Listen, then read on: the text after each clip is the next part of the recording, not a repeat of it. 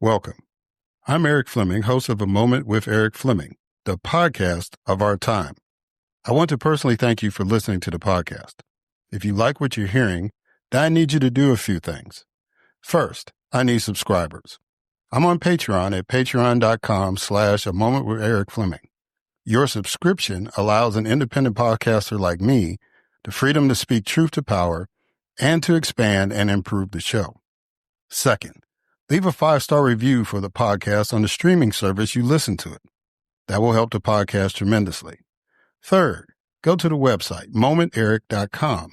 There you can subscribe to the podcast, leave reviews and comments, listen to past episodes, and even learn a little bit about your host.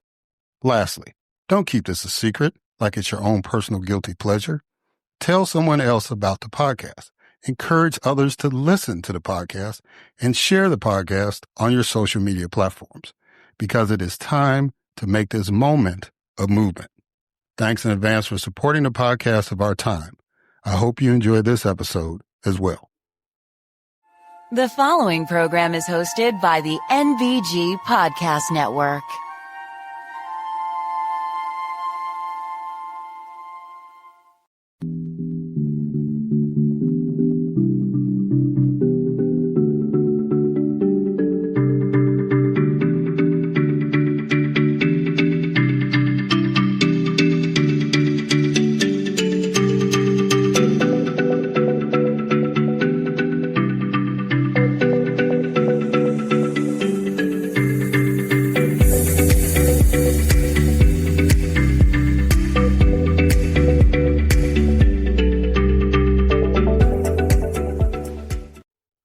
Hello, and welcome to another Moment with Erik Fleming. I am your host, Erik Fleming.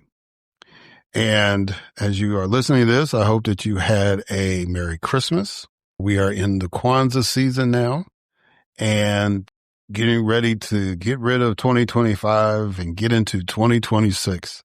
Hallelujah. Praise the Lord. It's time for a new year. It really is.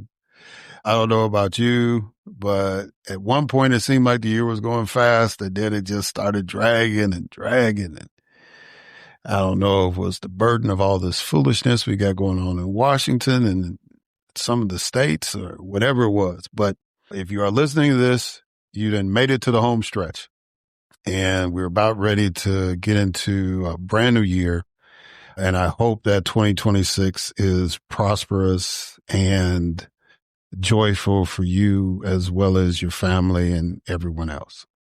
This is going to be the last show for the year. I'm going to take a break. Grace has already started her break, so we won't have the news segment this episode. We're just going to go straight into the guests. And you're going to enjoy these two sisters. Excuse me. They're both educators, and one has written these incredible books that correlate Mississippi's civil rights history with education and how to apply those lessons in today's education system. And then we got another sister who is following in the legacy of one of our great civil rights icons and in the field of education, trying to lift up our youth. So I hope that you enjoy these episodes. These interviews, I should say, and enjoy this episode. Still looking for subscribers. So you can go to patreon.com/A Moment with Erik Fleming, or you can go to momenterik.com. And if you go to the podcast website, momenterik.com, then you can, not only subscribe, but you can also contact us if you want to be a guest. If you got something you want to talk about, we'll, see if we can get you on. And, just understand I'm booked through June. Praise the Lord. So, if that tickles your fancy, if that's what you want to do, if you want to learn something about me and all this stuff, you just go to momenterik.com and you can handle all of that stuff. So again, I just greatly appreciate y'all for listening. So let's go ahead and get this started. My first guest is Dr. Marlee Bunch. Dr. Marlee S. Bunch is an interdisciplinary educator, scholar, author, and preserver of oral histories dedicated to illuminating untold stories and fostering human-centered, inclusive learning spaces. With over a decade of teaching experience across secondary and post-secondary classrooms, she has consistently championed equitable, rigorous, and reflective education that honors the lived experiences of students and educators alike. A passionate advocate for justice-centered education, Dr. Bunch earned her doctoral degree in education, policy, organization, and leadership with an emphasis on diversity and equity from the University of Illinois. She also holds a Master's of Education in Secondary Education from DePaul University, an MS degree in Gifted Education, and an ESL certification, a testament to her commitment to meeting the diverse needs of learners. She is a National Academy of Education Spencer Doctoral Fellow. At the heart of Dr. Bunch's work is the belief that history and storytelling hold transformative power. Her research centers on the oral histories of Black female educators in Mississippi who taught during the Civil Rights era, 1954 to 1971.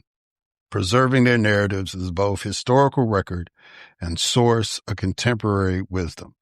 Ladies and gentlemen, it is my distinct honor and privilege to have as a guest on this podcast, Dr. Marlee Bunch.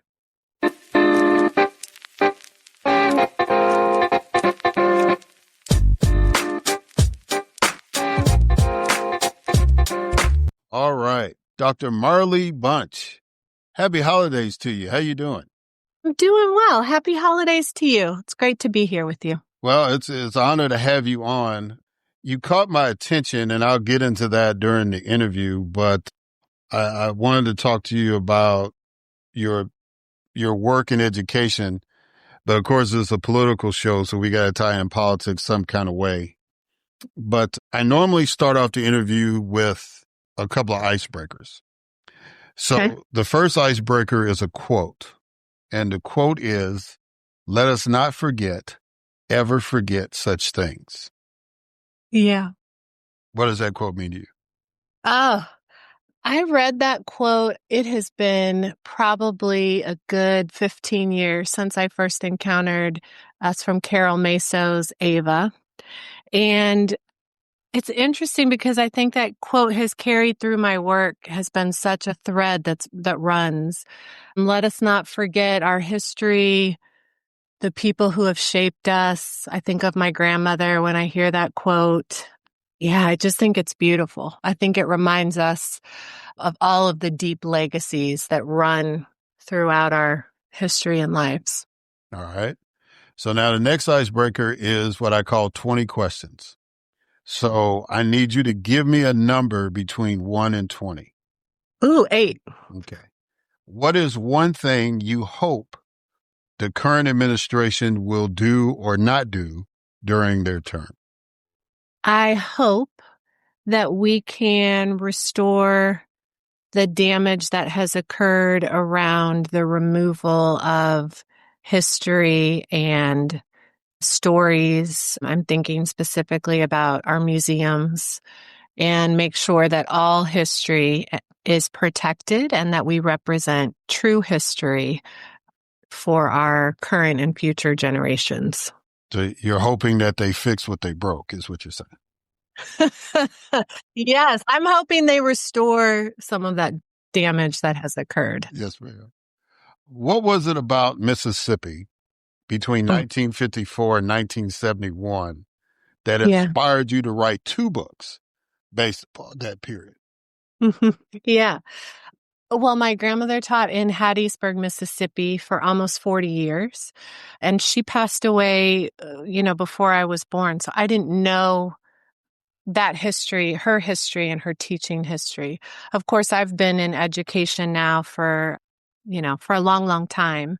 So I think that was kind of the first seed that was planted. And then the other piece is my mentor, Dr. Christopher Spann, happens to also study Mississippi. And he has often talked about how Mississippi really represents what the greater country is grappling with. So I think during that time, especially during the civil rights movement, Mississippi, I think, would be a place that most people would write off. Yes, it's got racial violence, it's poor, it's this, it's that.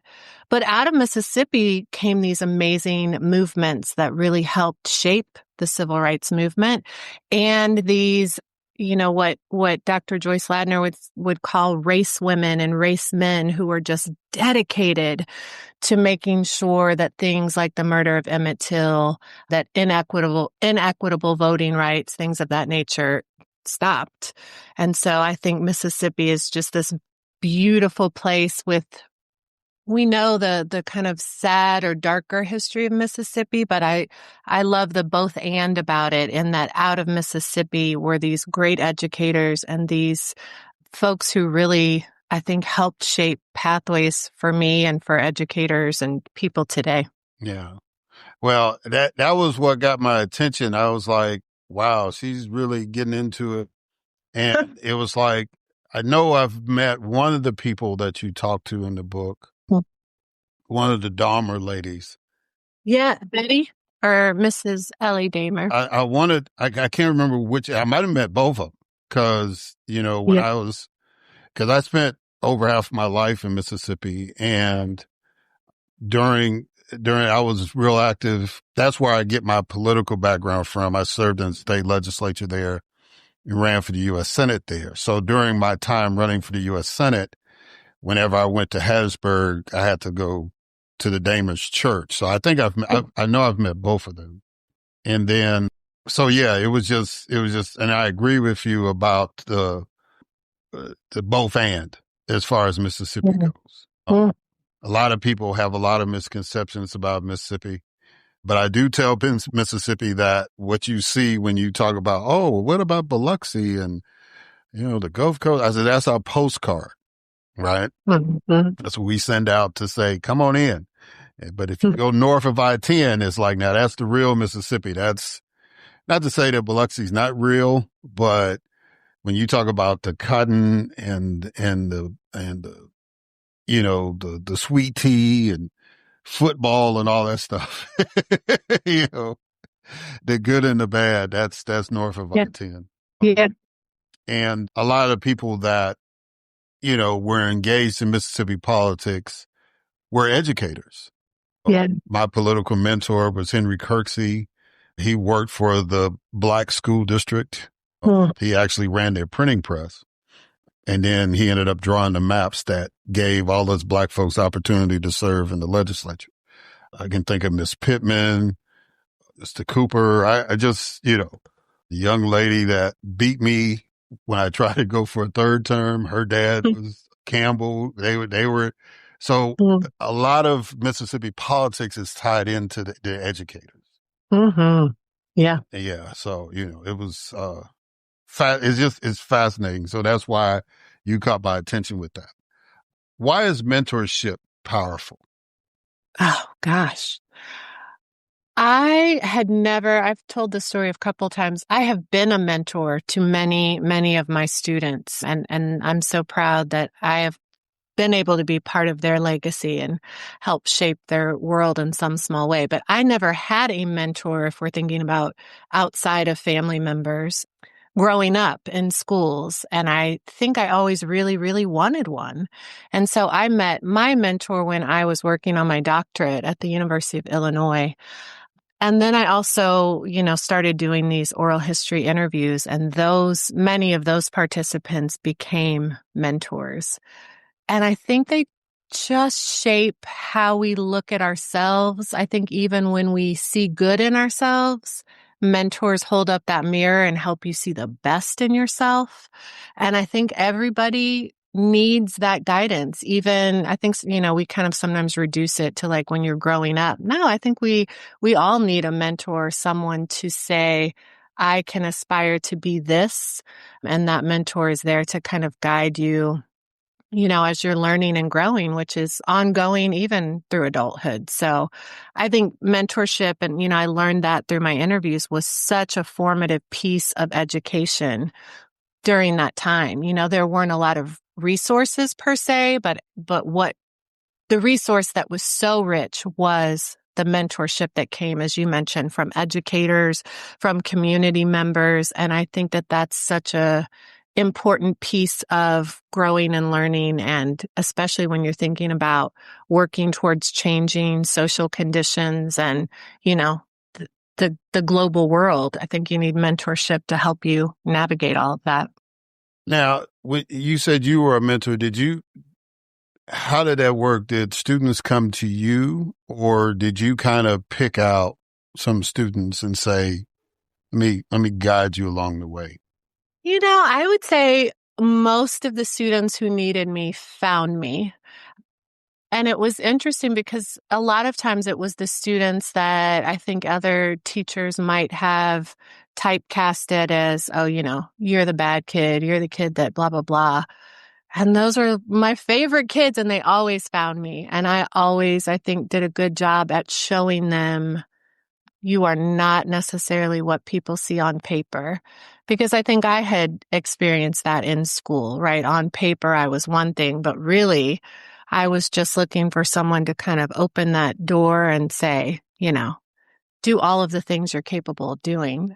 But yeah, I keep in touch with many of my students today. Some of them I've known for now over 15 years, and I'm so proud of them. I always say any leadership that I have, I credit to them because they were so important in my journey as a teacher and learning with them. Yeah. I had mentioned Henry Kirksey, so it was kind of the opposite. He kind of sought me out. It was like me and about 3 or 4 other individuals that he kind of took an interest in. And I'm very grateful. He changed my life path, changed a couple of times. The traditional, I was going to school to go to law school. Things didn't work out. That's a whole nother podcast. I could probably do multi episodes on that. And then I was thinking about going into the Marine Corps. And because he wanted to run for mayor, he said, I need you to be the campaign manager. So that gave me my out from going into the Marine Corps. I still probably would have ended up where I am politically, but it definitely changed the trajectory of where I got elected and how I got elected and all that. Yeah.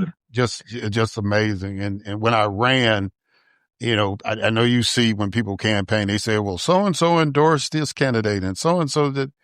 I had 2 people endorse me. It was my pastor and Senator Kirksey. Wow. And I got in. So it was pretty cool. Yeah, that trajectory part, I think you said it so well. That's that part, right? I mean, I think any of us who have had a great mentor, we can name the moment where it shifted our path or our trajectory. And that people just don't forget it ever, right? Like that's like a lifelong gift. And so, yeah. That's exactly right. Yeah. All right. So I want you to explain a couple of things. First, break down the Unhush framework. Yeah. Before I break it down, so the Unhush framework was born out of the oral history interviews that I did with Hattiesburg educators and also their students, right? I wanted to hear from the students who are actually in the classrooms of these women. And as a teacher, I wanted to kind of also figure out what were they doing in their pedagogy, in their curriculum, in their mobilizing of community that helped students walk out not only affirmed, but, had academic rigor. And so I kind of, through my themes of my interviews, figured out the strands that were throughout and then came up with a framework to help teachers today who are trying to figure out how do I create culturally responsive classrooms. We know that most educators are white women, and so I wanted to figure out what can I create that serves as a guide to help any educator really who's trying to figure out a blueprint to creating these rich classroom experiences. So the Unhush framework was born out of that, and the title Unhush is really to remind us, and as one of my participants and I talked about this idea of being hushed, and Dr. Joyce Ladner talked about how her generation, which she calls the Emmett Till generation, was never hushed because there wasn't an option, right? It was a matter of hearing that clarion call and making sure that things like Emmett Till's murder never happened again. So there was fear, but there was never I'm going to be silent. And I thought that was really important. So that's what that word reminds us of, right? That we always have to use our voices and advocate for change. So the U stands for Uniting for Collective Effort. As we know, that was so important in SNCC, in the March on Washington. All of things that happened throughout the movement in that era were done collectively. The N is being able to kind of name our positionality, understand our lens, what misinformation we come with, what bias, what experiences we walk into spaces with. The H is for understanding that all histories are valuable, and especially making sure that we're illuminating underrepresented histories. That U piece is for unlearning. I think as educators and people, we have a job to make sure that we are always doing the work of unlearning and relearning through reflection, through education, whatever it may be. The S is for stories, because I think stories is really one of those things that can unite us. It's also what prevents erasure and helps make sure that future generations have this history and information. And so I think those components, and the H is for healing, because ultimately we all want to be working towards this idea of healing collectively and individually, which we know is an ongoing process. And so those principles, if you're thinking about as a teacher, for example, bringing in a new text or designing a lesson plan for your classroom, those components, if they're present, really kind of give you a marker to say, okay, I at least have the beginning foundations of curricula or a text that's going to be enriching for my students and help to build what we would want, which is a culturally responsive learning space. Okay. I'm going to rephrase the question. I was going to do this question a certain way, but I'm going to do it different. Because it was like the second thing I wanted you to explain was the 6 lessons from the past.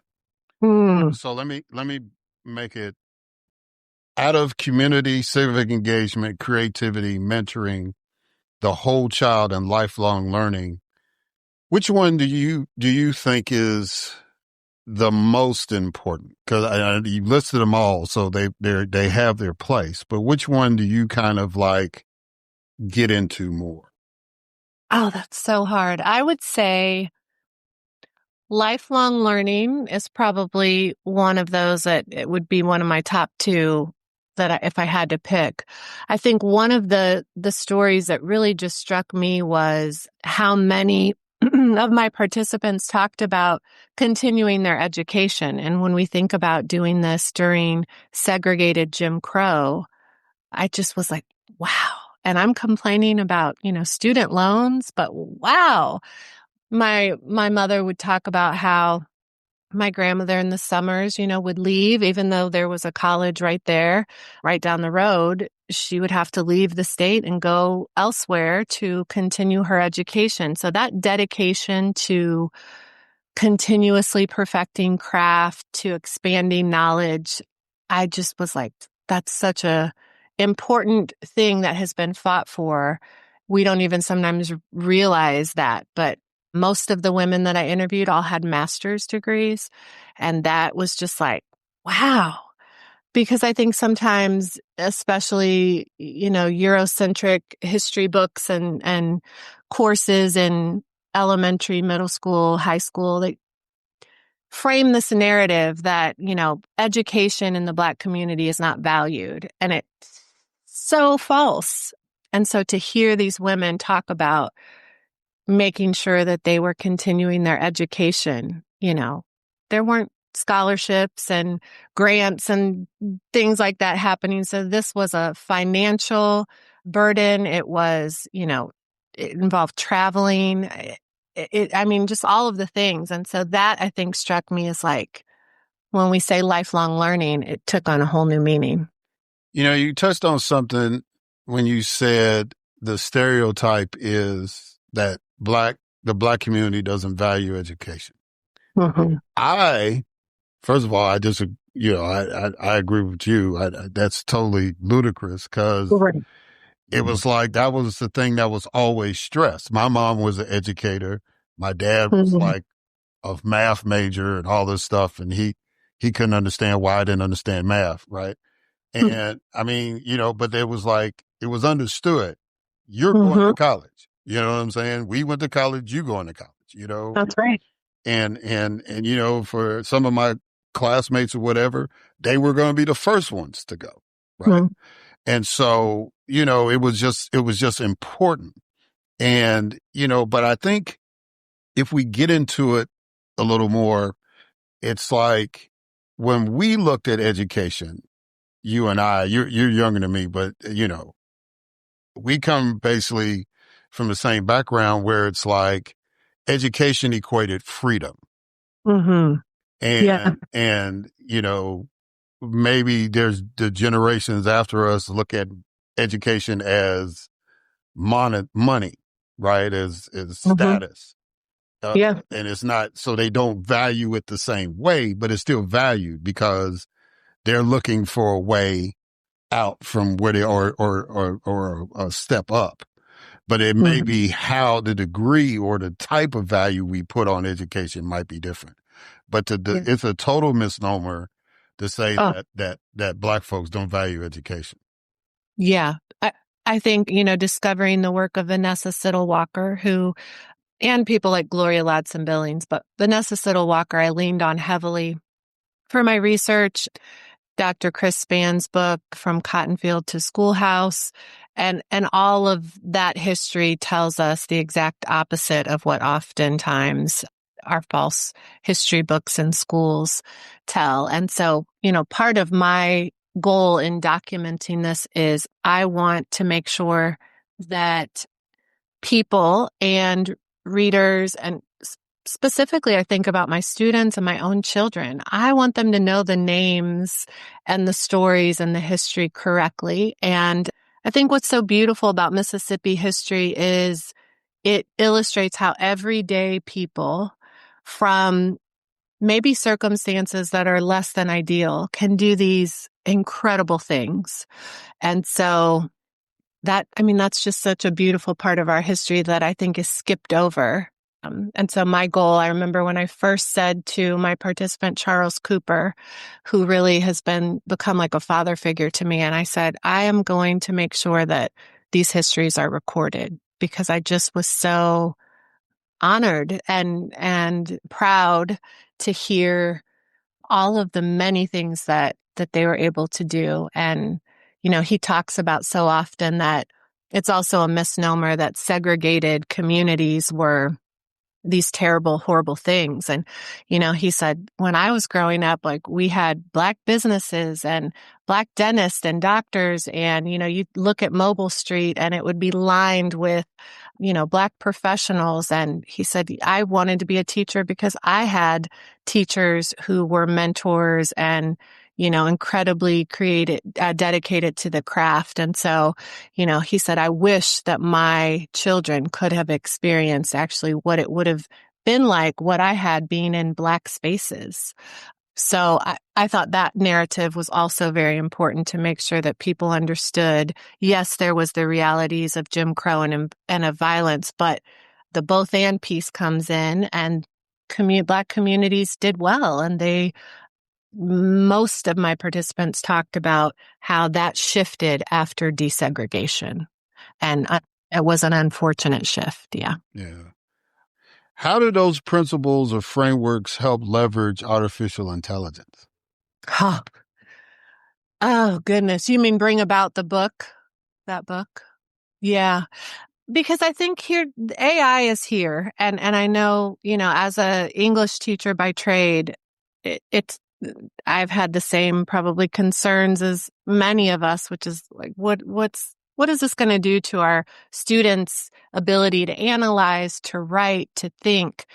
But I think, and I say it in the AI book, teachers have gone through, learning how to deal with smart boards, the World Wide Web being introduced, overhead projectors. I mean, I think one of the things that good teachers do well is we know how to pivot and we know how to use tools in the way that they're meant to be used and keep learning human-centered. And so I'm like, there are some great tools. There are some great AI tools for ELL learners. There are some worthwhile things that I think if we use them responsibly and we teach our students how to use them and also teach our students about the harms of AI, that would make for some really interesting, Socratic seminars and discussions because AI, it's a trip, right? I mean, we know like it is not equitable. It has racial bias,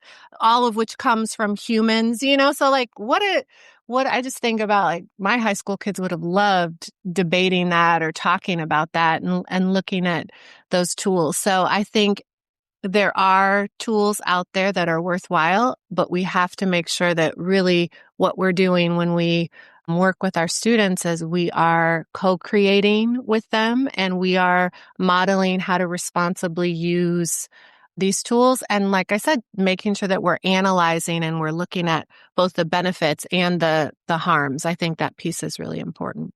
But it's not going away. So we've got to find a way to kind of grapple with it. Yeah. Yeah. It's really, really interesting. I just remind people when I talk about it that, it's getting this information from us. That's right. So if you take away the human element, then AI is not worth anything because it's not going to get its source. So we've always got to be creative. We've always got to push the norm so that way AI can catch up with us. I think a lot of people have gotten to this point where we're surrendering to AI. I don't know, but I just wanted to, since you wrote a book about that, I just wanted to tap into that a little bit. Yeah, we wrote that book, my co-author, Brittany Collins, and I really wrote it because we were like, at the same point, I think all of us have been at, which is like, what are we going to do with this? And so it was really kind of a great way for us to explore how to do it in a way that would benefit and not harm students. Yeah. I was just trying to visualize how the people that you did the research with would have dealt with that. Yeah. Right? That's a really good question. And actually that's a question I think they would say, this is when we have to teach history and this is why history is so important because some of these sites, there's a magic school, I think it is, and you can say like, give me a lesson about the civil rights movement and it'll give you one in 10 seconds. It's pretty frightening. So where, reading and understanding true history comes in is if you would read through this lesson that it spits out, you could identify, oh, this person was not in the movement or this person who should not be absent isn't here. So yeah, I think there's some great ways to teach students how to do deeper analysis and ask better questions. But we just have to be willing to I think that's where our own learning comes in, right? You ask me what's the most important. I mean, lifelong learning, things change and shift every day. And so as educators, I don't think we're ever finished with expanding our knowledge and craft. Yeah. You write your books to improve the pedagogy of schools, especially those in the Black community. Can you apply the knowledge you impart into politics and how? Into politics. I mean, I think education is political. It's always been political in the sense that we know education was not created for Black and brown folks, right? Not with us in mind. And so when I think about like liberatory education, I think that is an act of resistance. So I think that makes it political. I don't know, other than to just teach bravely. I've had teachers say like, well, I don't want to get, fired. I don't want to get in trouble. So how do I do this? And I mean, that was never a question for me, right? As an educator, I always knew that information and students and families were number one. So I think it's political in the sense that now it is, especially now, it is asking teachers, and that includes, our majority of white teachers, to unhush, to teach bravely, to sometimes challenge curriculum and policies. And all of those things are political. Yeah. When I was thinking of this, when I was writing this question down, I was thinking about an experience I had. I was teaching at Piney Woods Country Life School, and the normal curriculum is like Martin Luther King, I Have a Dream, all this stuff, right? Yeah. And so, and for some reason, the principal of the elementary school came in when I was teaching, and I wasn't talking about I Have a Dream. I was talking about Operation Breadbasket and the founding of the SCLC, and how Dr. King had pivoted to Chicago and all that kind of stuff. And he pulled me to the side afterwards. He said, "Yeah, Mr. Fleming, that's not in the curriculum. It's like, why are you doing that?" And I said, "Because this is a black school. If I was at a white school, I know I'd be pushing the limit. But here, it's like the fact that this school exists is against the norm, right? The oldest black boarding school in America." And I said, if you got a problem with me expanding the lesson, right? They know that I have a dream speech. They could all probably do it at the auditorium. You know what I'm saying? Right. Right. But it's like, it's not about that. And you know that because you lived through that. And he just kind of said, "Well, Mr. Fleming, just in case." I said, "Okay, well, just in case, tell him to come talk to me." And, but there wasn't any feedback, negative feedback off that. But I just thought about that when you were talking about, being brave in teaching. And I think that, first of all, I have a high regard for educators. I have a high regard for historians and all that. And I don't understand why people are afraid to do and I'm also a Christian. So part of my faith is understanding that enlightenment is what we're trying to get to, right? We need to know as much as we can, right? That all that's on the earth, if we're supposed to have quote unquote dominion, then we need to know what we're overseeing, right? And so I just never understood the fear that comes with education, with the pressure but a lot of that is political, and we definitely are seeing that now. Yeah. In this political climate. All right, so let me close out with these two, because it's kind of a theme, and the other guests I'm gonna have on, I'm gonna ask them the same questions. Do you want things for Black folks to be better, easier, or more impactful? Oh, ask it one more time. Do you want things for Black folks to be better, easier, or more impactful? I would say more impactful, because I think more impactful embodies that better piece. And I don't think we've ever had it easier. And I think that we've been okay with not having it easier. So to me, it's like, oh, skip that one. The more impactful piece, I think, is the one that resonates with me. I want things to be more impactful. Now, I disagree with you, but it's not a gotcha kind of question. It's just, see, I'm the one that wants it to be easier, right? For that very point you mentioned, that it hasn't been easy for us.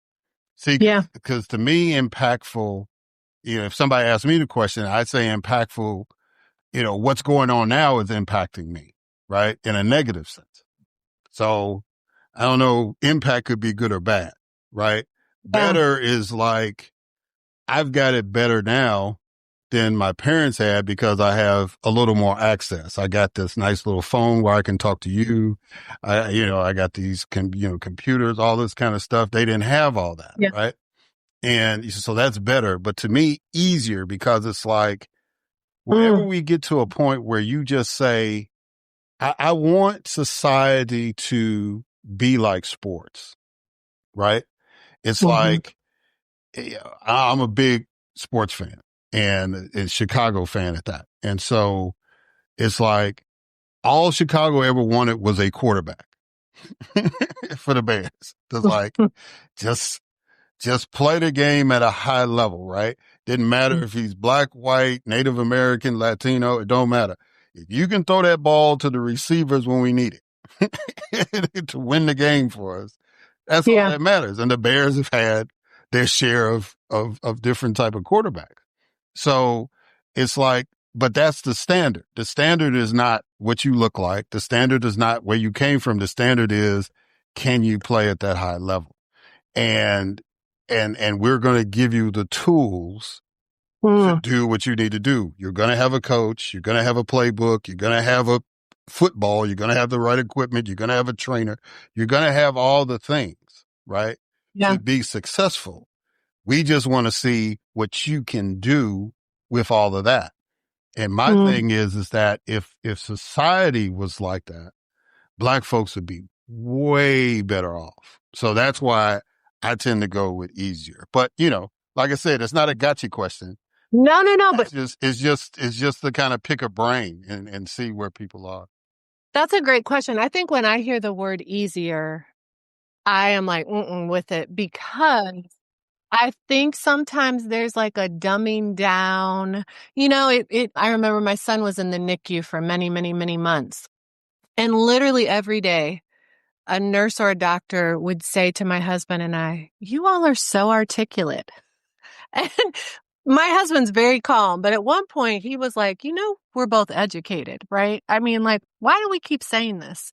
And so I think when I hear easier, I think of the dumbing down and the surprised reaction that people have when they're like, oh, you have a doctorate or you're blah, blah, blah. Some of my participants even talked about, never being really acknowledged for their accolades and intellect and education. And so I'm like, when I hear easier, I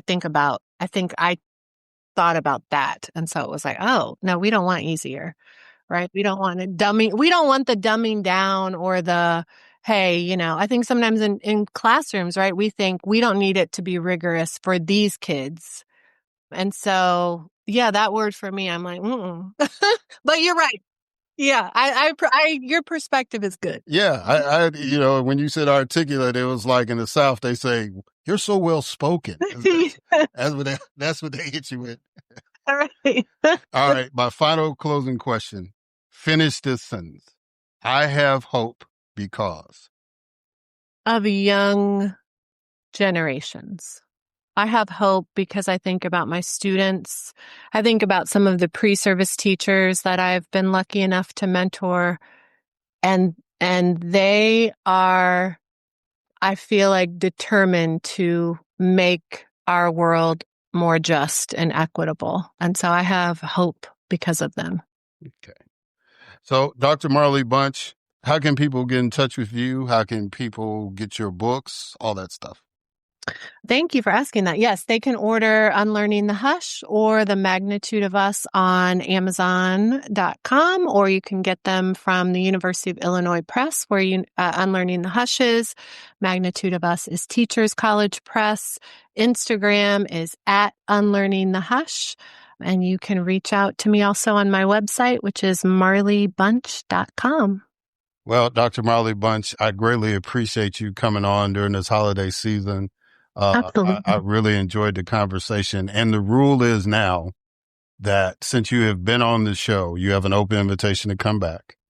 Yay! Well, thank you for having me. Yeah, you don't even have to wait for me to ask it. You say, Erik, I need to talk about something. We'll get you on a microphone. I appreciate you. So again, thank you for doing this. Thank you, sir. Appreciate you. All right, guys, and we're going to catch y'all on the other side.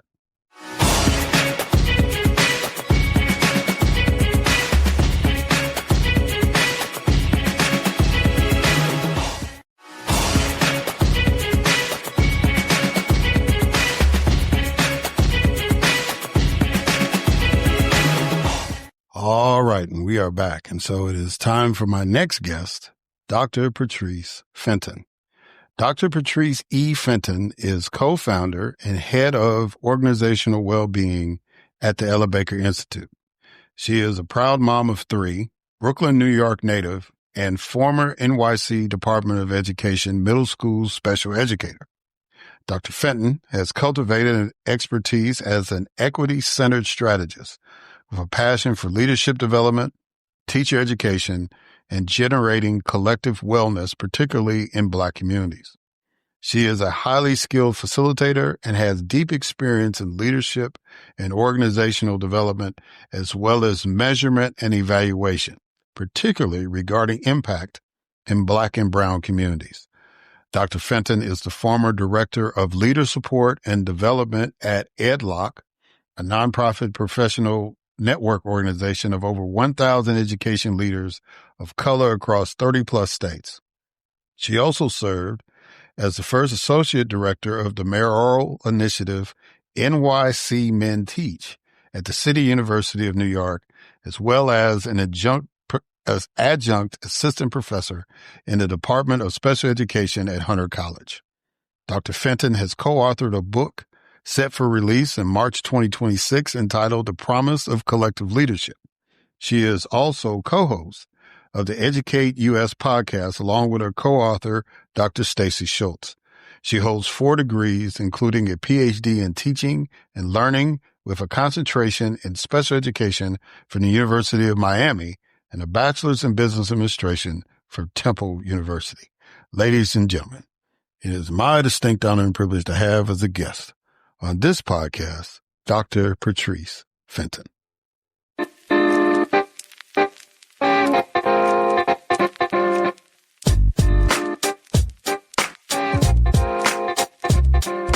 All right. Dr. Patrice Fenton. How you doing, sister? You doing good? I am well. I really, really am very grateful. I stay in gratitude. Well, happy holidays to you. It's good to see you. I had the privilege of being on your podcast, you and Dr. Schultz. And so now both of you all have been on my podcast. So it's been a good thing. Indeed. But I definitely wanted to get you on because you are doing some incredible work.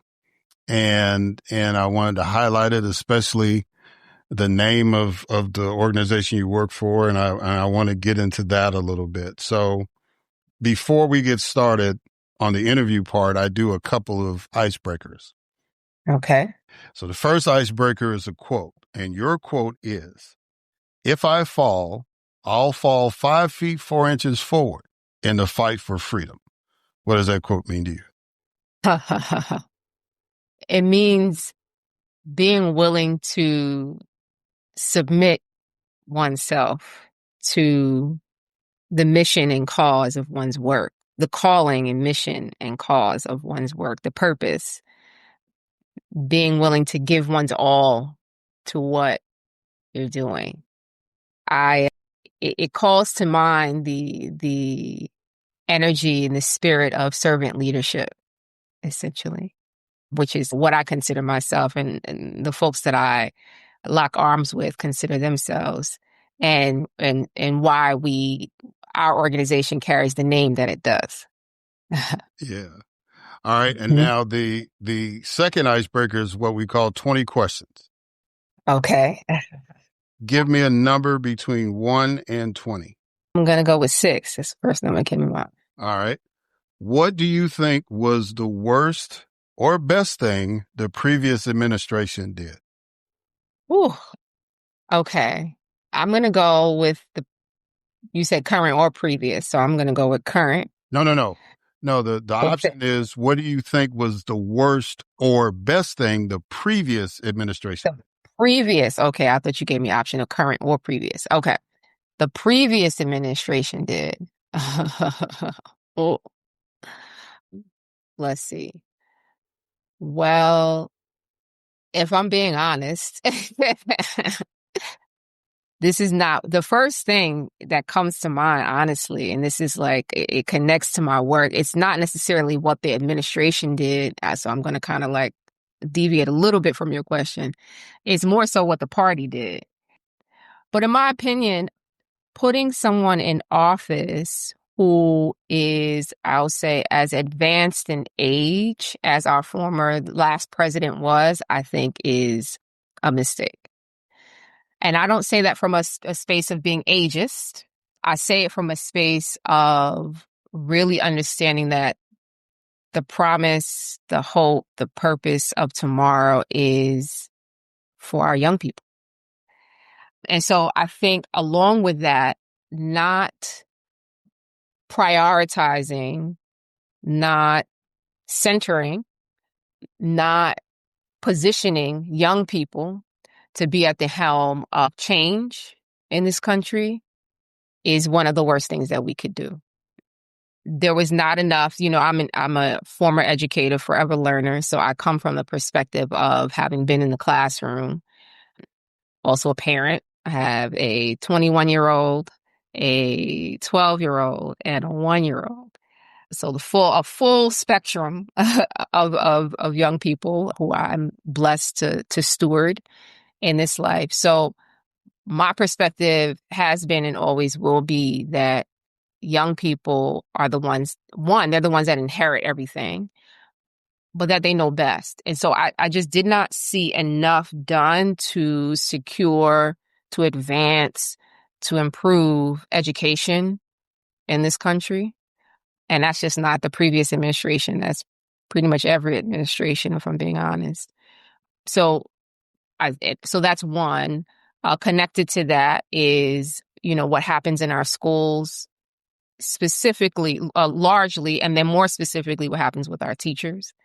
So not enough done to honor the work and effort that goes into what I consider one of the noblest professions that one could take on. I mean, Stacey and I talk about this quite often, as do my comrades at the Ella Baker Institute. The fact that every person, school is compulsory in this country, so every person has to go through it. So it's a prime place really to support what happens to us, at the local level and at the state, national level. And we haven't really seen the type of attention toward the education sector that is required and I think necessary to advance this country in ways that are truly progressive and transformative. Yeah. So I don't know if you follow sports or anything, but there was something that happened recently in sports that reminds me of what you talked about with the 2020 presidential election. The Indianapolis Colts lost their starting quarterback. Their backup quarterback was already out with an injury.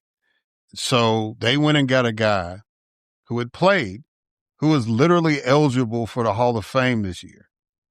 Got him from coaching a high school team, and he played last night. He played the last two games with them. And so I was just thinking about when you were talking about President Biden, and it's just kind of like the Democratic Party was just like the Indianapolis Colts. They didn't see any other option better or was ready to step in at that point and felt he was the best option. And I agree with you. That's not ideal. If the Joe Biden of 1988 or the Joe Biden of the Joe Biden of 2000 or 2008 was the option, okay. But, 2020 Joe Biden was not the same, especially when it got down to 2024. But he was better than the alternative, but he wasn't the best option. And that the only thing that's different, I think, in the sports analogy and the political analogy is that I don't think it's stunted the growth of the party or stunted the progressive politics, because it gave, I think, time for some of the people that we would want to lift up some time to get some more experience, get out there on the national stage a little more without the pressure of being president. And by 2028, we'll have a heck of a draft class. That's a good silver lining to look forward to. That is true. Yeah.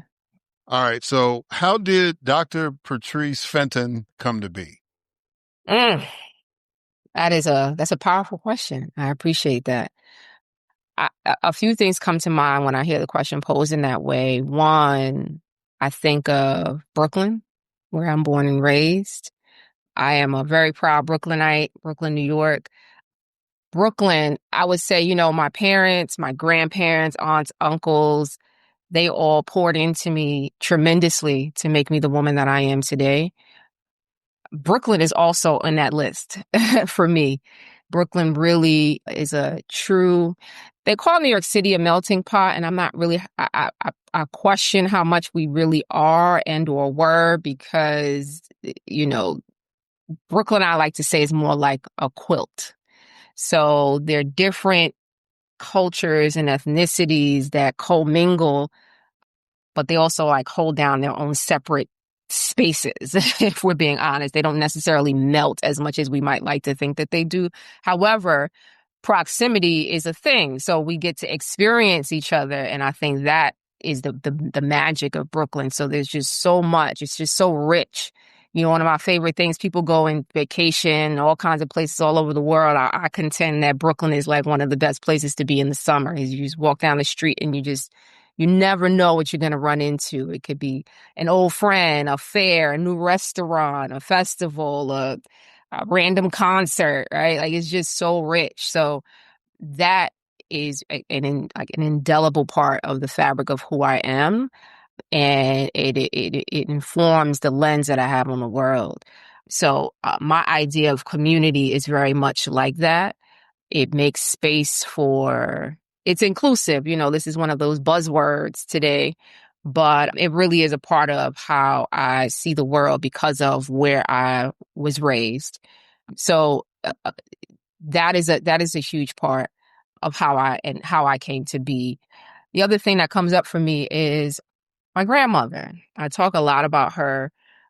She passed in 2020, not from COVID, but she was just a really incredible connector, I would say. And so my idea of community, which drives what I do today, I didn't realize it until I started doing this work that it comes from her. She was a home-based child care provider and lived across the street for a good portion of her life from an elementary school, well, also a school which I attended. Before that, she lived in Bed-Stuy, and she was just always that person in her neighborhood, wherever she lived, that pretty much anyone that was in her radius could rely on. So I tell this story, like if you live downstairs, you needed a cup of sugar, you needed to borrow $5 to go to the corner store, you needed to come over because, your son is locked up and he has to make a collect call, you can't receive them. She would say, oh, come over, let me know what time he's calling, I'll make sure no one else is. She was just really that person in the neighborhood for a lot of people.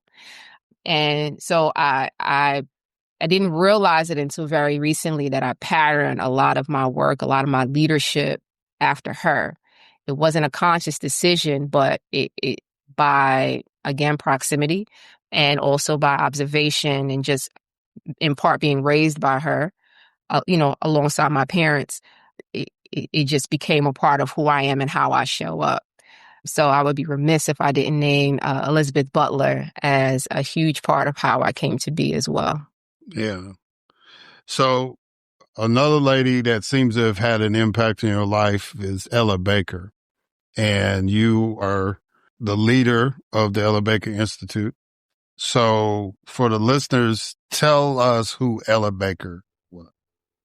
So Ella Baker, I like to say that I had two EBs in my life. So my grandmother, Elizabeth Butler, and then the other Ella Baker, Ella Baker.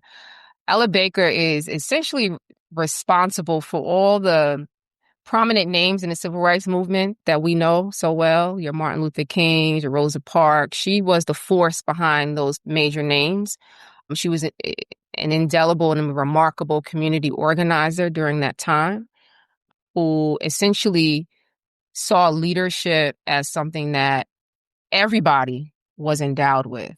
And so she was very against this idea of having one charismatic leader out front in the spirit of your Martin Luther Kings, right? So he came to be because of a lot of different things, a hodgepodge of factors, right? Of which she played a part. She was a huge part in how he became to be a central figure in the civil rights movement. But she contended that that's not necessary for the type of change that we want to see in our communities. In fact, it's very opposite. Her thinking was that the people themselves can lead themselves. They know best what their conditions are. They know best what kinds of changes need to be made. And so her work was really centered around positioning folks in community to be the levers of change for themselves, to not wait on anyone to come along and save them, but to do it for themselves. She, in addition to that, she really highlighted and dedicated herself to the notion of youth leadership. So we talk about SNCC and all these other prominent organizations, but very particularly SNCC. She was a big force behind all of the young people that came up through that organization and really a huge part, if not one of the biggest, depending on who you talk to, of the change that we were able to see as a result of all of the freedom fighters during that time period. So she's just one of those immense figures that did not care to be celebrated because the work and the people were paramount to her. And so we decided to take on the name both to in honor of just because we are folks who honor our ancestors, but also because not in defiance of what she stood for, but in celebration of what she stood for, right? She did not want to be, I'm sure there's a part of her ethos where she would not want to be named the namesake of an organization, right? That's just who she was for her entire career, for her entire life. But we hold up her name because not many people know about her, and also because it is the spirit of her work and her work ethic that we carry as part of what we do in our organization. Yeah. She was very, very,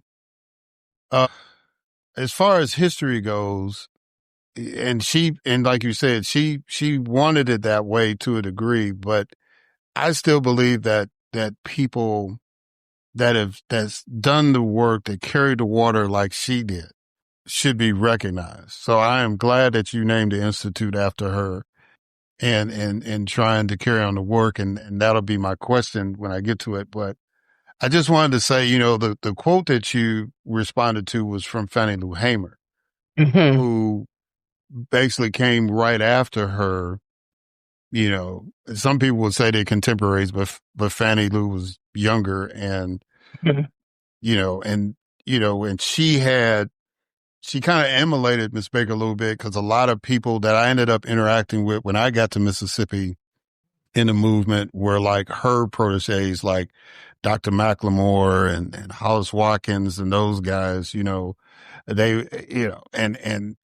but Miss Baker kind of laid the groundwork because when you talk about young people, we're talking about people like John Lewis. We're talking about people like Julian Bond and Right. Al Raby and Bayard wasn't young, but Bayard she kind of set the metronome for him to do some of the stuff he did. You know what I'm saying? Mm-hmm. They worked well together. Those are the kind of people that she mentored. And so you having the distinction of carrying that legacy on, I think is incredible. So my specific question is, what is the Ella Baker Institute and how does the Institute follow that legacy? Yeah. So EBI, as we call it, is an organization that centers leadership development and community well-being. Those two things. So we use leadership development as a vehicle to bring about community well-being in the spirit of Ella Baker. And we do that by focusing on 3 different groups, you could say. So one is young people. So we do a lot of work in the youth development space, particularly through after-school programming, but a whole lot more. We do work with social impact organizations whose work focuses on marginalized, but particularly Black communities. And then we do work directly with communities as well. And so what that looks like is making sure, first and foremost, one of the things that we carry forth from her legacy and from her approach to community organizing was that we listen. So we all, my comrades and I, my co-founders and the folks that other leaders within our organization that we've locked arms with, we all come from Brooklyn and or New York City in some proximity. Our board is 100% from that area as well. And so we're very familiar with the context that we serve, but we don't take for granted that we know exactly what the challenges are in the neighborhoods where we hyper focus our work. So listening is like a huge part of the work and of carrying the spirit of how Ella Baker did what she did. And so I remember even reading her autobiography. This was one of the things that stuck with me. She would be in the room with bunches of young people, and they would look to her because she's this, elder. She has this wisdom. She's done so much, and they would ask her questions, and she would not answer. I mean, she would let them lead, right? So this is one of the things that we carry forth tremendously, not only in the work that we do with those three groups that I mentioned, but even amongst ourselves as leaders within the organization, when we communicate with one another, when we are planning for whatever we're doing, we make space to listen to one another, to make sure that we're hearing each other. And this trickles out to the folks that we serve. We take up the mantle of servant leadership, and we take it up very, very intently, passionately, and devotedly. It means service in the truest sense of the word. And so we're just always looking for ways that we can serve. But we know the best way to do that is not to go in and think that we know what communities need to be better, but instead to take a pause and to make sure that we're listening, and not just listening to anybody either, making sure that we're connected to the right people in the spaces that we serve to understand what is necessary, and then understand how we can be a vehicle of change toward whatever it is the needs are there. And so that in short, that is how we do what we do, and how we approach it, and how we make sure that Ella Baker's spirit and legacy is alive in pretty much everything that we endeavor to accomplish. Is there a particular program that y'all run that you want to highlight? Yeah, absolutely. The what we call our flagship program is the Young People's Leadership Cooperative. And it is an after-school program that basically allows young people to, to first connect, right? So again, this idea of relationship building, which is another core component of Ella Baker's work. So, you could be in a space, and in this example, in a school building, and not know your fellow classmates in any kind of, intimate or intentional way. And or have relationships. Like I'll ask my children even, like, well, what school is so and so going to, or what do they do on the weekend? And I don't know. I'm like, well, what do y'all talk about? So we create space for young people to really just connect with each other. We start our programs off by allowing them to break bread. So we bring in fresh meal and just invoke that power of food as a way to connect. And then from there, we infuse the space with ways for them to explore identity development. So what it means to be a young Black person in today's age, in their particular context, in their particular community. And then we position them rather to study what's happening in their community and isolate one challenge that is of paramount importance to them. And then we empower them or equip them, I should say, with resources to address whatever challenges that might come up for them. So as an example, some young people in the past have isolated gun violence. And in fact, Stacey and I were able to bring one of the young people from YPLC, Young People's Leadership Cooperative, onto our podcast to talk about the work that he was doing in his school and in his community around gun violence. Young people have addressed, food injustice, just all kinds of different challenges. So the idea is that we use community organizing as a tool or the principles of community organizing as a tool to elevate the critical thinking of young people to understand what's going on in their community, what's going on in their spaces, and furthermore, what they can do to create change in those spaces. And the idea is that they not only get sort of those principles of community organizing, of leadership, of critical thinking, but also some exposure to possible career paths that they can take. And most of our young people that we've served in the middle grade, so middle school, and then we've worked with elementary schools, and now we're working with high school students. But understanding that wherever you are on that K-12 spectrum, you have within you the power to think critically, to make change, and to think about your path ahead in terms of a possible career and ways that you can be an asset to your community. So that really is, that program is really the hallmark of why we do what we do, particularly as former educators and parents and people who love the spaces that we come from. Now, is this a year-round thing? And do they come like every day or just once a week? How does that work? Yeah, it is a school year based program, and they come once so 5 days a week after school. And one of our ultimate goals, I should say, is that we're taking the work that we're doing in the after school space, and it's almost like we're incubating to see what possibilities lie there when you just give young people the space to lead. And ultimately, we will turn the work that happens there into a full-fledged school model so that it extends not just from the after-school space, but into the entire school experience that a young person might have when they walk into a school building. So that's part of one of our next steps in terms of expanding our work. But for right now, yes, it is in an after-school space, 5 days a week, currently in Brooklyn, New York. How many kids do you think that you have gone through the program?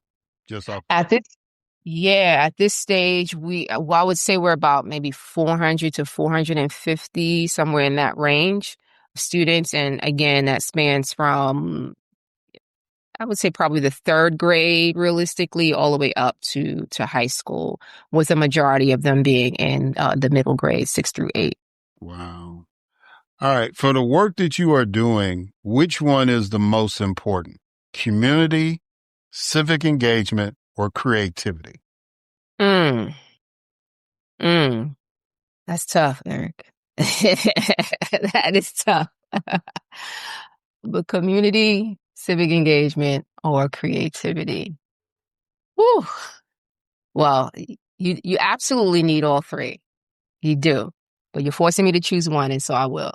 Oh, you're not forcing me. You're asking me to choose one, and so I will. I will say community. I can't not say it. I want to say creativity because it's really essential, especially in these times. I think these times call for us to be innovative and to be right-brained.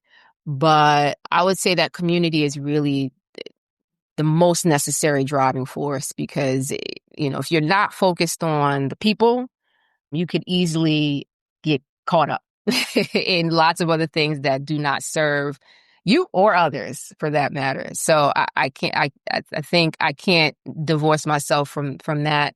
And the power of community, as I've seen it throughout my life in different ways, it's crucial, especially now where we live in a time where gadgets and phones and laptops and things kind of drive pretty much everything.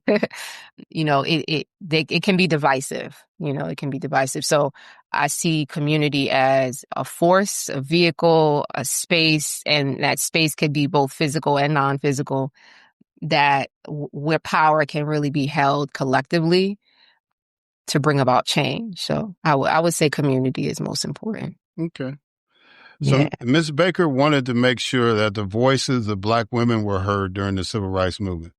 But your early work involved getting more Black men into education, especially in classrooms. Why is that so important? Woo, I used to get asked this question a lot. And yeah, for me, there are a few things at play. One, the teaching force is predominantly white and female. Mostly white women are teachers in this country, has been for quite some time. So that's one. So there's a need for more Black teachers, period, and more teachers of color in general, but more specifically for Black teachers. So that's one part. As my partner likes to say, that's camera A, right? So we got that on camera A. Camera B, we have the fact that our schools are predominantly made up of children of color, right? So, and there have been bunches of studies that show that students benefit, no matter their race, no matter their ethnicity, when you have Black teachers, one, and when teachers more specifically look like them. Okay. So that's the other part. The other piece is that teaching for a long time has been considered women's work, right? So to that notion, majority of the teaching force is made up of women, all right? So we have the race piece, we have the gender piece.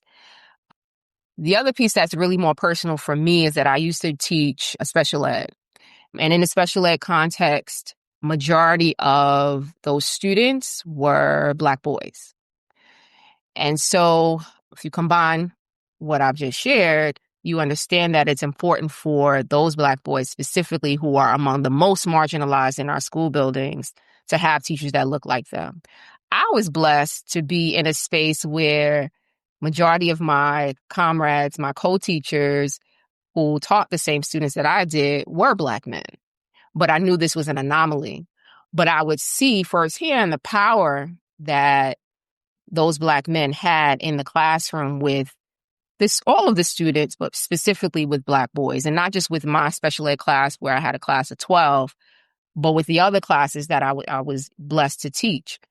And so, but I also knew what the research and what the statistics said. So I was just very, very curious about the experiences that Black men were having as teachers, also knowing that when you connect back to their experiences as students, a lot of them didn't have positive experiences in schools, right? If you think about, the fact that most teachers are white and female, they didn't get an opportunity to see people who look like them in school buildings. So I wanted to, one, highlight this need, but also understand from the perspective of Black men what that experience was like. So I focused a great deal of my career in that stage, from transitioning out of the classroom into higher ed and into policy work and program work around teacher diversity. I focus a lot of my energy on Black men and getting more of them into the field because our children need them. Yeah. I was sitting there thinking the first Black male teacher I had was my junior year in high school. Mm-hmm. And that was my chemistry professor. And he thought that I was the second coming of chemistry. He was trying to convince me to be a chemist and all that stuff. And, it was just, just the support that he gave, Right. and it meant something. I mean, there were Black teachers at my school, not at my elementary school, but at my high school. But he was the very first one that I had to have a class with. And so, it just highlights the fact that, and our school was basically like 97% Black. The only other ethnicity we had was AAPI. And so, just that fact alone, even at a school where the majority of the kids, and it was a school where you literally had to take a test to get in. We didn't have that kind of representation. We had a lot of white females. We even had a husband and wife team. You know what I'm saying? It was just that kind of thing. So it's real. What you're talking about is what I'm trying to testify to. Yep. Miss Baker said, give light and people will find the way. How can public policy give light? That is one of our absolute favorite Ella Baker quotes. So thank you for bringing it into our conversation here. I talked about it a moment ago, and I think this is one of the things that gets missed. You asked me that question earlier about our previous administration, and I would say this applies to any administration. Public policy can give light by first listening. the people who are at the helm of making policy need to listen. And listening doesn't involve getting people in a room and hearing what they have to say. It involves really intentionally getting to the heart. So Ella Baker talked about the concept of what it means to be radical. And she pointed out that being radical means getting to the root of a thing. And to me, there's so many jewels and gems that she offered to us. And this is one that also sticks with me in my core. So we think about what it means to be radical, and even for my math brains out there, when you think about, you find the square root of a number, right? You put the radical sign, and this is to me is the heart of what is necessary to get policy passed that actually serves people, to get to the root of the challenges that people are facing, and to understand how to connect those challenges with policy that will actually improve the conditions of the people and what actually can help them and position them to really activate their own power. And to me, this is what light is. It's power. It's a power source, and we all have it. We all have it. The challenge is that there's so many, in part, the way that capitalism lives in this country and works in this country, some get to activate that power where others don't. And so the way that we give light through policy is by being able to get to the root of the why and to create policy that actually addresses the gaps that come about because of what's there at that root. If you think about a tree, I like to think about, and we actually, our logo for the Ella Baker Institute is a tree in the spirit of this idea of, if you think about an oak tree, I studied nature as part of like my strategy building at a point, and it's something I love to bring to folks and to organizations. There's a sister, Adrienne Marie Brown, who talks about the ways that nature can inform us in the work that we do. And so you think about oak trees have roots.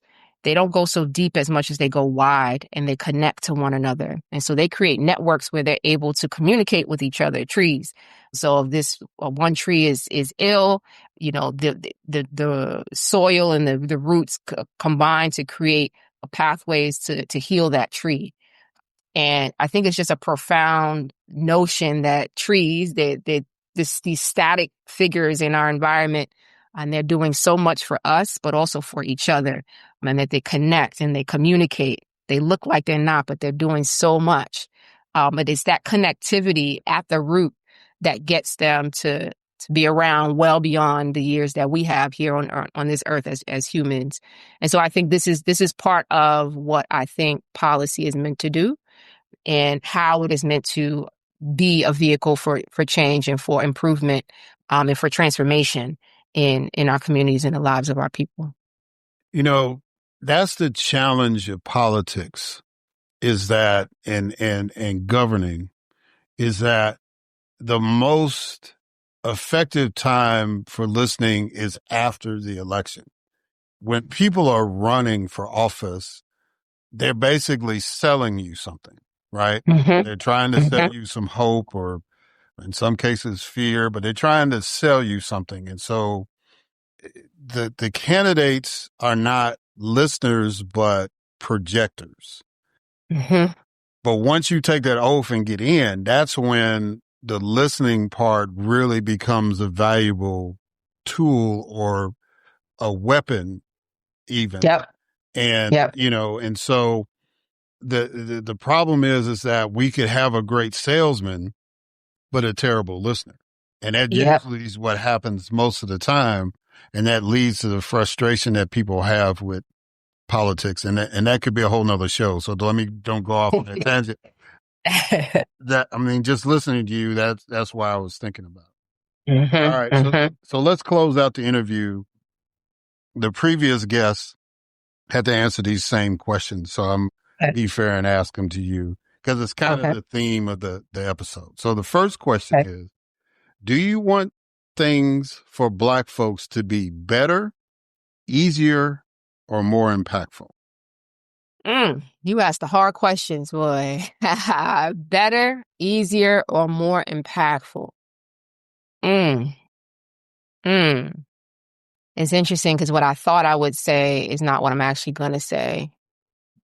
No, it is what I'm going to say. It is what I'm going to say. So I was going to say easier because I'm all about ease, especially as I age. I want things to be easy. And I think about my people. We've struggled and toiled for centuries. We need ease. But then, yeah, I think about the work, and I'm not sure that growth can happen when things are easy.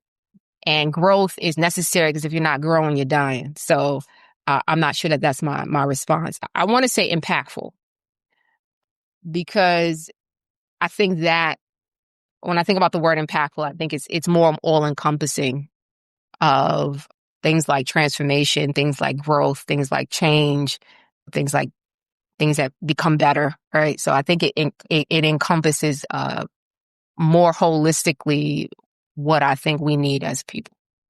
So I'll go in.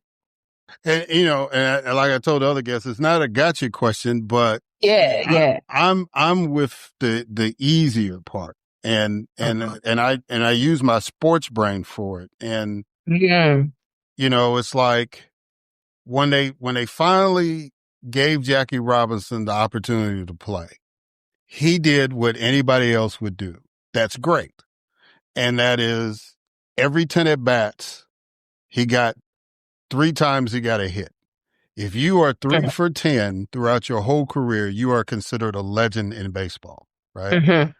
And so once the door was open and other athletes were given that opportunity, well, look at all these young black men that have become Hall of Famers, right? Mm. And it's like, and my thing is, if you just get out of my way, if you just allow me, if you give me the same opportunity, if you ease these restrictions, if you ease this racism, I can show you what I can do. The concern that you have about ease maybe not being a challenge, then the challenge is not so much external to me, is internal. Because every athlete that every great athlete that I've encountered has always said, but I can do one better. You know what I'm saying? It was one thing for Michael Jordan to say, well, I won a championship and that's it. You know what I'm saying? But it's like now, no, I want to get the second one. Right. And when you got the second one, it's like, can I get a third one? You see what I'm saying? It's like at that point, it's like, what can I do to keep staying at this particular level or even to get better? And so, but there was no restriction to him saying, well, you can't dribble this way or you can't wear your shorts that way or, yeah, we're going to limit the black players to so many.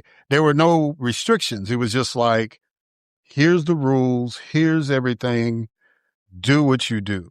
And that, when people talk about equal playing field, it's like, it's more than just equals about equity. Cause it's like, I want to be, cause equal could mean different things, right? If one of my favorite pictures was a box, like people trying to look over a fence. And so, if you had the boxes all equal, then the shortest person couldn't see over the fence.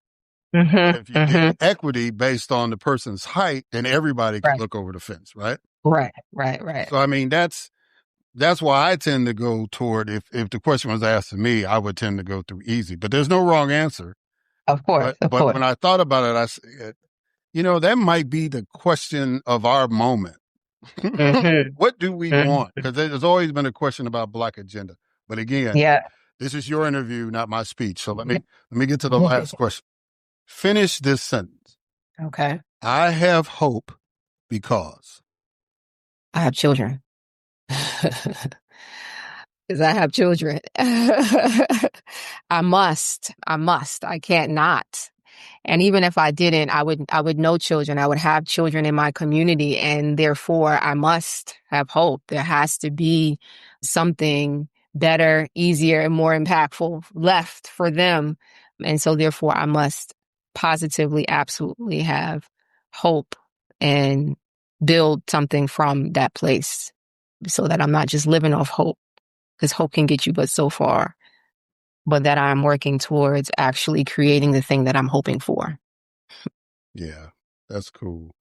All right. So the Ella Baker Institute, EBI, as you refer to it, is a nonprofit, Yep. is it not?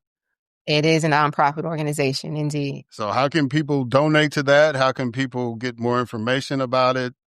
Go ahead and make. Yeah. So if you go to our website, www.ellabakerinstitute.org, you will find the link where we would more than happily accept your generous donations to our efforts to serve young people, to serve communities with a hyper focus on Black communities. And you can also check us out on Instagram at Ella Baker Institute, one word. And we'd be happy to connect with you all. So please reach out to us, particularly those of you who are in schools, who work with young people, who are in organizations, or anyone just interested in learning more about the great ancestor, Ella Baker, and contributing in any way, financially or otherwise. Please, we would love to hear from you.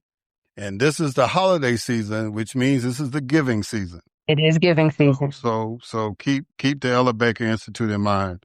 Please do. Dr. Patrice Fenton, thank you so much for coming on. I'm really was honored to have you come on and to be able to at least talk to you twice this year. And and hopefully this will be, because the rule is, once you have been on the show, you have an open invitation to come back. So I understand there may be a reason that you can come back. So we need to make sure that you do. Indeed. And thank you so much for the time and the opportunity, for your platform and for your voice. It is much appreciated. I am, as the season is, but always, as I started out saying, in the space of gratitude. So thank you. All right, guys. And we're going to catch y'all on the other side.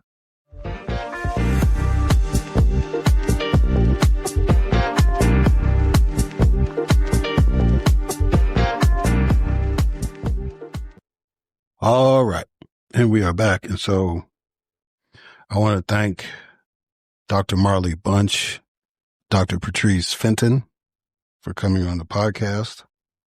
Greatly appreciate them doing that as the holiday season was kicking into high gear.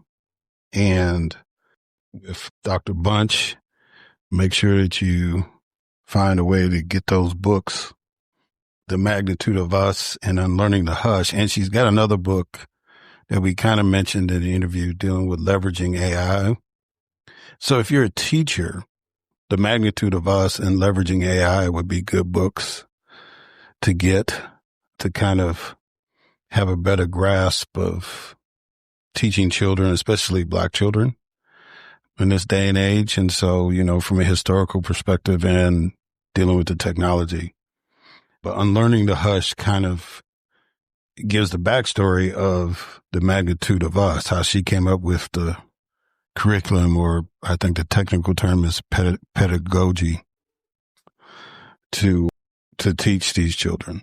So I hope that you would support her as far as her writing endeavors. And then with Dr. Fenton, the Ella Baker Institute, the work that they're doing with young people, after school program, try to teach them leadership skills and make them well-rounded individuals, regardless of what their career path is. Better citizens, better community leaders, all that. It's a worthwhile project. It's worthwhile and nonprofit to donate to. So as I said in the interview, this is the giving season. If you want to donate to those organizations, you can do that.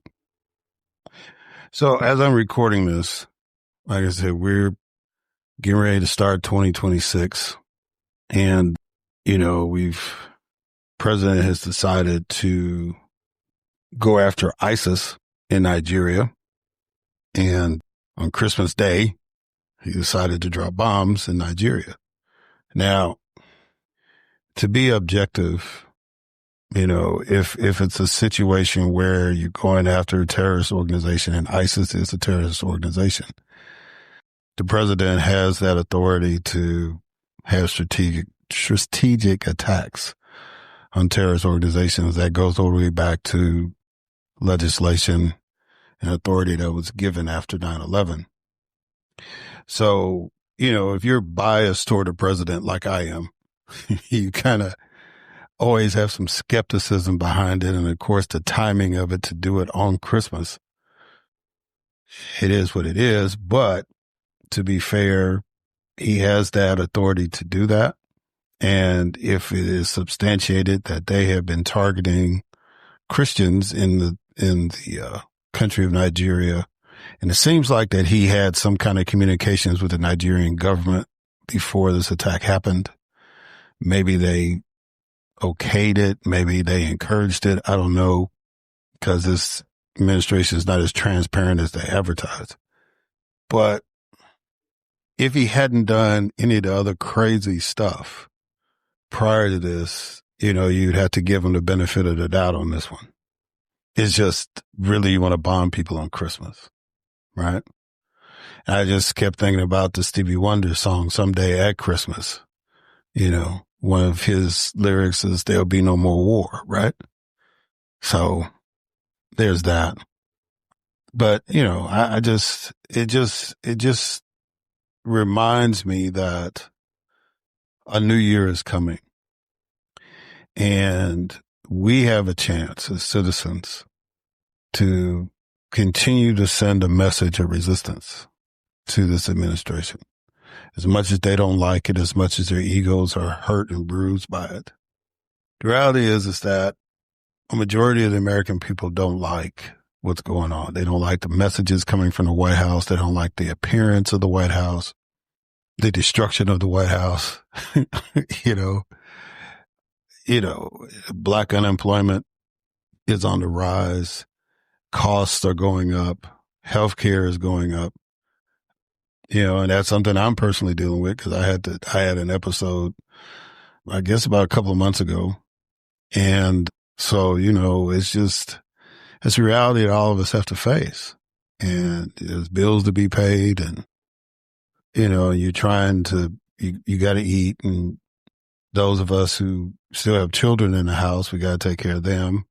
If you got pets, you got to take care of your pets, right?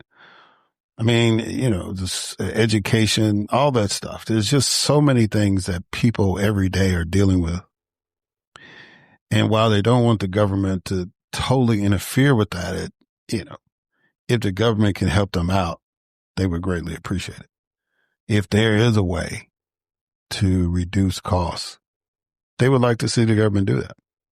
If there's a way to ease financial burden, people would like to see the government do that. Because, that's where the stress comes from. That's where the anger comes from. There's a desire in every human being to be the best that they can be, and to live abundantly, live a lifestyle where they're comfortable, right? Now, greed kicks in when you want to exceed that, and depression kicks in when you don't think that there's a way for you to do it, right? And so, in order to have a balance, people need to feel that they're worth something. And for a lot of people, that's income. And so we have to be sensitive to that. And, when you have somebody in office who pretends to have wealth or travels in those kind of circles, the worst thing that could happen is that you get somebody that's not empathetic to people that are not in that circle. I was just talking to, I think I was some relatives over the holidays, and of course politics came up in the conversation. And, one of the things I was talking about was, comparing our current president with a wealthy president, even though it was before my time, it wasn't that far away. I mean, when I was born, President Kennedy hadn't been dead 2 years.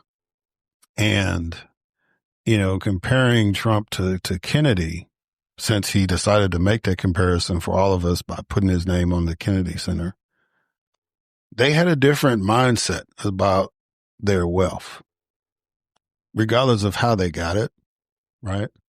Because a lot of us know that, the old man Kennedy was involved in the bootlegging of alcohol back in the day. That's where they got a substantial amount of their wealth. But it was always instilled in them to do something. And I think that's why when President Kennedy gave his inaugural address and he said, not ask not what your country can do for you, ask what you can do for your country. That was instilled in them as a family, that a country that gave them an opportunity to be wealthy, the least they could do was to give service, whether that was in the military, whether it was in politics, nonprofits, whatever. And as flawed as any human being can be, despite all that, they exemplify that. They've done that. We can't say that about the Trump family. And that's the difference. When you hear me say the phrase, we're not doing capitalism right in America, that's what I'm talking about, right? There's nothing wrong with people making money. There's nothing wrong with people becoming wealthy and successful in business. There's a problem with greed. There's a problem with hoarding. There's a problem with being not being empathetic. There's a problem with not being sympathetic. There's a problem with discriminating, right? I mean, we understand that levels of wealth creates levels of access. We get that. And there's some people that, hey, be nice. I was a member of a club per se at one time in my life, and it has perks, but it's not my definition of life. It's an experience of life, but it's not a definition. My status is not me. What I have access to, it's not me. And so when I had that status, I still was Erik, and maybe to my detriment I was, but I am who I am. And I still believe that people, when they need help, should get it. I believe that if you have the capacity and the heart to serve, you should serve and give back to a nation that has given you everything.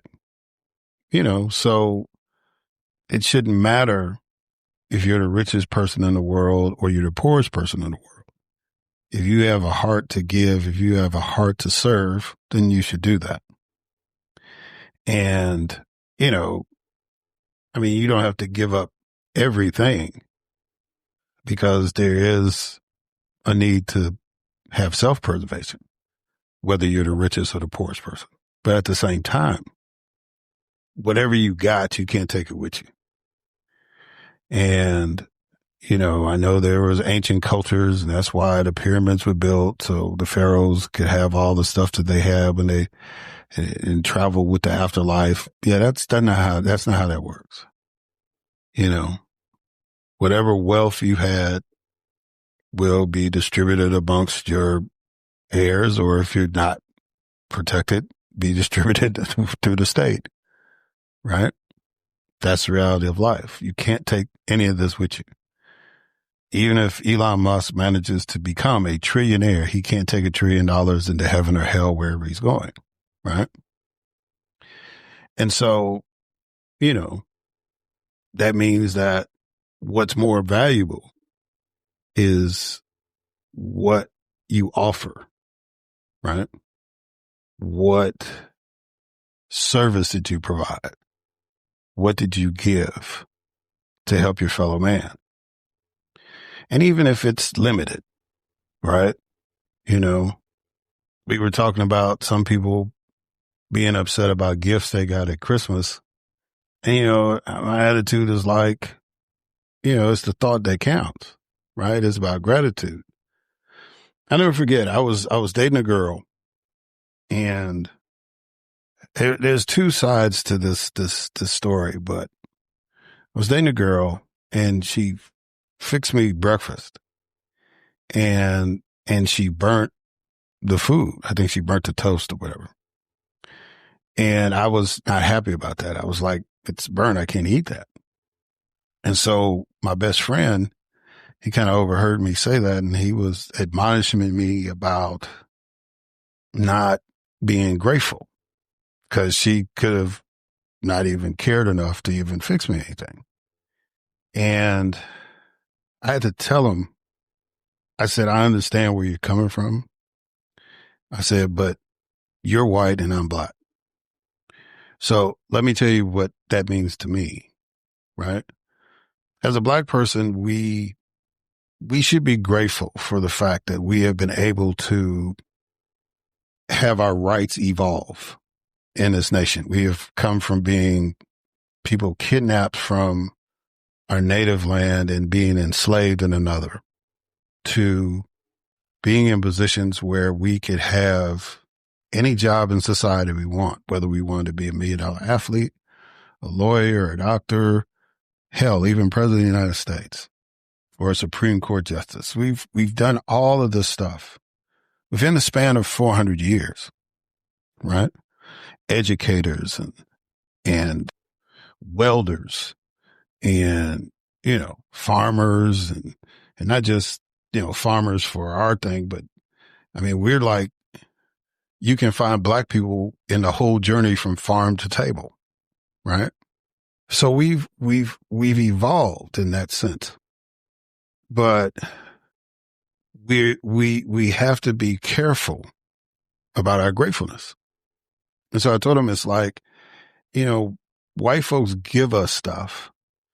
And, in some cases, we've been able to take the scraps that you gave us and make it a full course meal, right? And then there's other times you've given us something and it has no bearing on us moving forward as a people, moving forward as a nation, even. And so, it's all right. And I should acknowledge the fact that she made me the toast, but I have the right to be displeased that it's not edible. The act should be commended, but the end result is I still didn't have anything to eat, right? And you can take that either way you want to, but my position is that if you're going to give, if you're going to be of service, then it has to be productive. It can't be performative. It can't be hollow, right? And so when I look at what the Kennedys did and what they're still doing, it's like they're trying to do something to uplift people, right?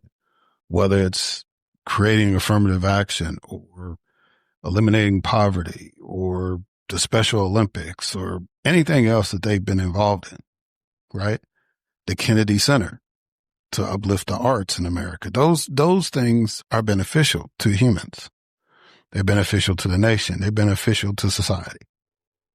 But if you just want to be president just because you can put that on your resume or that allows you to make more money than you were making when you were just a regular citizen, that doesn't help us, and it doesn't help to have people around him that don't try to guide him in a way where he could do something. It's one thing if you help a Nicki Minaj or a Kim Kardashian, but what are you going to do to help California? What are you going to do to help Trinidad, the nation, right? There's a difference. What are you going to do about, it's one thing to get people out of jail. It's another thing to change the criminal justice system, right? You can have concepts of any plan you want. Concepts don't get it done. You have to have a plan of action and you have to act on your plan, right? In order for it to have any kind of impact, in order to provide the service, in order to give something to help people. If you want to bomb ISIS in Nigeria, Mr. President, you have that authority to do that. But what's the next step? How are you going to help the country in Nigeria, which is one of the wealthiest countries in the nation, by the way, in the world, by the way. But how are you going to help Nigeria? Are you going to help with some infrastructure development? You're going to compete with China to make sure that our presence is there so that we have an ally. I mean, it's more than just performative acts. Would those Christians in Nigeria, if they felt that they were being persecuted still, even after, because you've proven that they've been persecuted by you've taken action, So if they apply for a visa or apply for asylum in the United States, are you going to let them in? Right? Because the Nigerian Christians are black. So are you going to let them in? All I'm saying is in this season where we talk about the greatest gift for those of us who are Christian, the greatest gift that was ever given to mankind was the birth of Jesus Christ. We celebrate that during this time of year, regardless of whether it was a pagan holiday or not initially. We've chosen this time to celebrate that gift. And so during that time, it's more than just making sure that your child has the latest Xbox or PS5 or PlayStation, whatever number they're on now. It's about teaching why gift giving is important. We're in Kwanzaa season now, so Habar Gane to everybody. It's about celebrating the first fruits of the harvest. It's about respecting the ancestors. It's about teaching the community the values you need to build a stronger community, right? It's not about anything else. Yeah, I don't have time to enumerate all of the criticisms, but you see where I'm going. So I'm hoping that as 2026 approaches, that all of us, regardless if you're black or not, all of us go into this mindset of what can I give? How can I better serve my people and my nation? And since this is a political show, who do we vote for? Do we vote for the same type of people? Or do we vote for somebody that espouses true American leadership, which is about service and about giving, right? That's the mindset we need to go into 2026.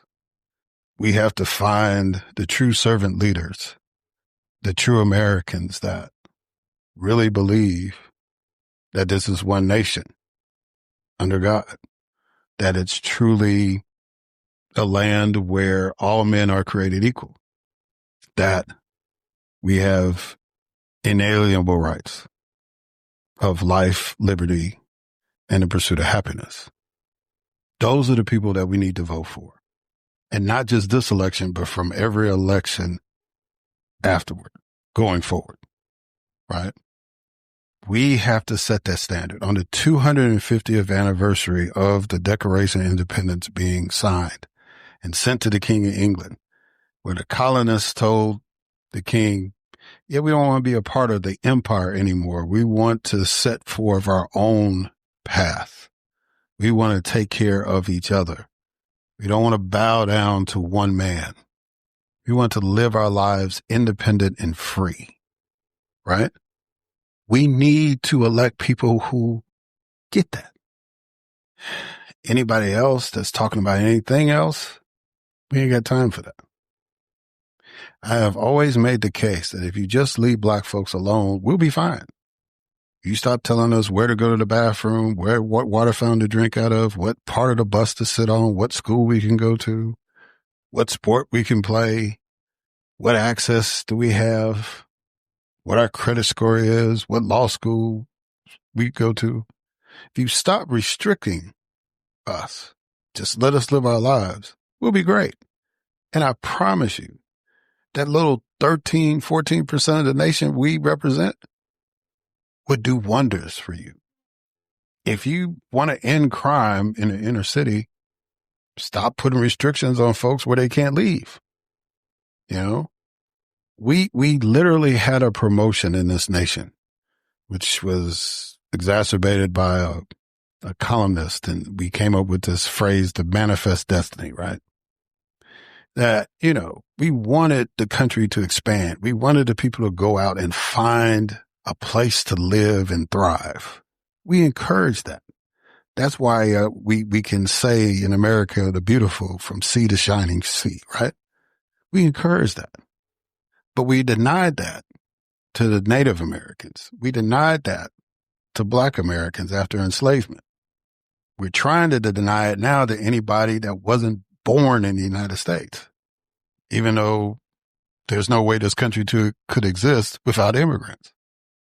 So we need to elect people who get the big picture, when we vote on the first Tuesday of November in 2026, that vote should be a second declaration. Not a declaration of independence, but a declaration of freedom.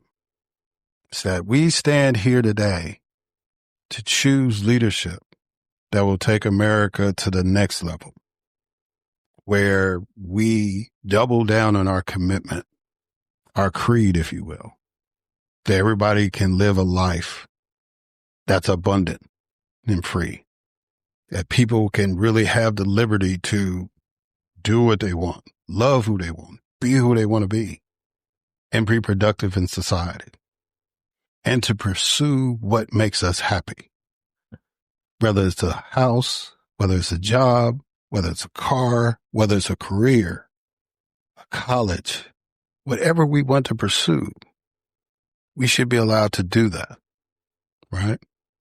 Now, far be it from me to encourage people to do illegal stuff, not including that in the package, because, with great power comes great responsibility, right? But we need to put people in office that demand that we finally live up to what we expressed to an empire 250 years ago, what we wanted to be, what this nation should be about. And so people like President Trump and his sycophants can have a voice in the public square. But in order for us to move forward, we gotta have people that can temper that with other voices, and preferably voices of reason, right?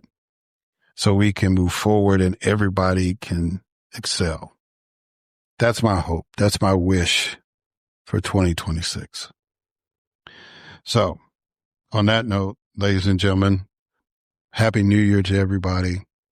I'm hoping that individually your 2026 will be a prosperous one. And I pray that as a nation, collectively, it'll be a prosperous one as well. And we will set a foundation for a new direction. All right. Thank you all for listening. Until next time.